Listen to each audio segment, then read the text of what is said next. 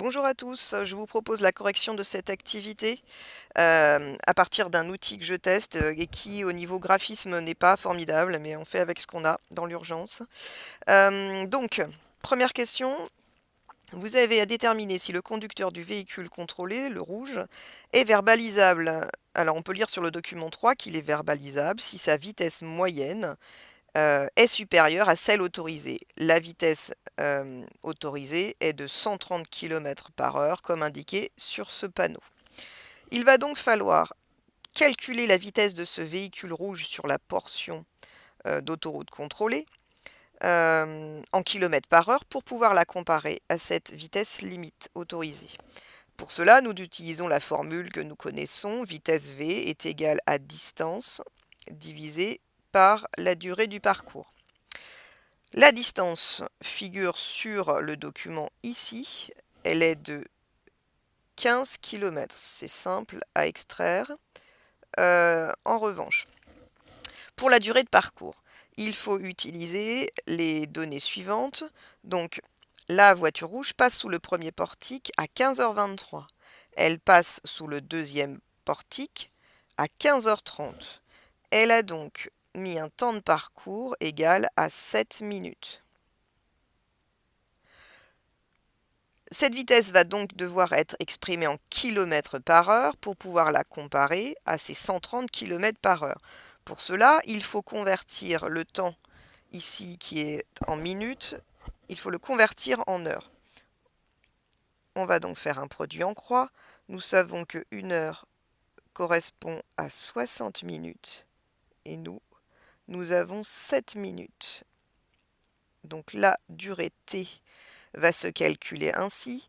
Donc T est égal à 1 heure multiplié par 7 minutes divisé par 60 minutes. Ce qui donne environ 0,12 heures. Donc la vitesse, calculons, égale D sur T. Nous faisons donc 15 km divisé par 0,12 heures, ce qui donne 125 km/h. Ce qui est inférieur à 130 km/h. Le conducteur de la voiture rouge n'est donc pas verbalisable avec ce type de radar appelé tronçon.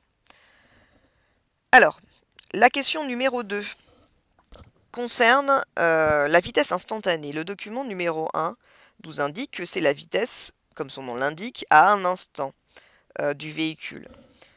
Le dessin humoristique nous conduit à la réponse à cette question numéro 2, puisqu'imaginons que sur cette portion de 15 km, notre véhicule rouge a roulé à 150 km/h sur la moitié du parcours, puis 100 km/h sur la deuxième partie du parcours.